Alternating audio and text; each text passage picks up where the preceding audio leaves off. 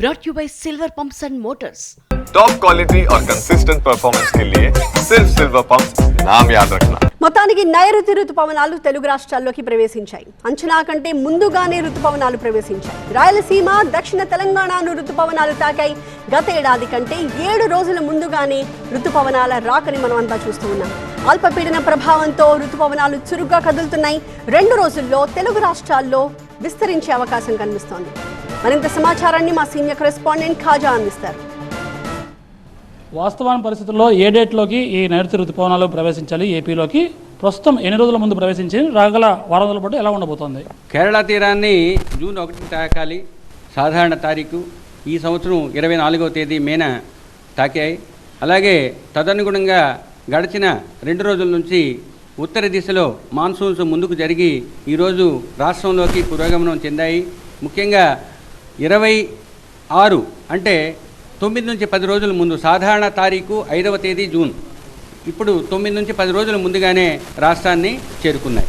వర్షాలు ఏ జిల్లాలో నిర్దిష్టంగా పడతాయి వచ్చే వారం రోజుల పాటు? ఈ వారం రోజులు కూడా ఉత్తర దక్షిణ కోస్తా జిల్లాల్లో తేలికపాటి నుంచి మోస్తరు వర్షపాతం కొన్ని ప్రాంతాల్లో ఉండే అవకాశం ఉంది. 6 రోజులు, 7వ రోజు 1-2 ప్రాంతాలకు పరిమితమయ్యే అవకాశం ఉంది. రాబోయే 5 రోజులు కూడా ఉత్తర దక్షిణ కోస్తా జిల్లాల్లో ఉరుములు మెరుపులతో కూడిన జల్లులు ఉండే అవకాశం ఉంది. రాబోయే 5 రోజులు స్థిరమైన బలమైన గాలులు 40 నుంచి 50 కిలోమీటర్ల వేగంతో ఉత్తర కోస్తా జిల్లాల్లోనూ, ఒకరోజు అంటే ఈరోజు దక్షిణ కోస్తా జిల్లాలోనూ కొనసాగే అవకాశం ఉంది.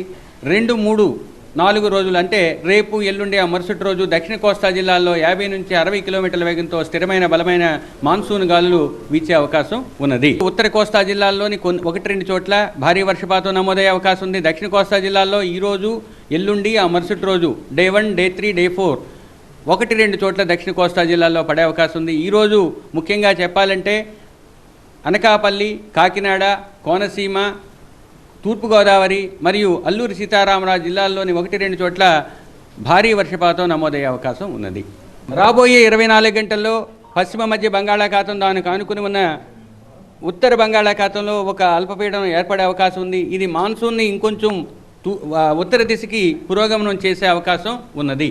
వారం రోజుల పాటు ఏపీలో వర్షాలు కురిస్తే ఇదే నేపథ్యం అని 1-2 చోట్ల భారీ వర్షాలు కూడా పడతాయని కొన్ని జిల్లాలకు ఐఎండీ సూచనలు జారీ చేస్తుంది. దీంతోపాటు ఏదైతే ఈ ఉష్ణోగ్రతలు ఉన్నాయో ఇది క్రమంగా 2 నుంచి 4 డిగ్రీల వరకు తగ్గే అవకాశం ఉందని వాతావరణ శాఖ నిపుణులు చెబుతున్నారు. కెమెరా పర్సన్ బాబుతో ఖాజా, TV9 విశాఖపట్నం.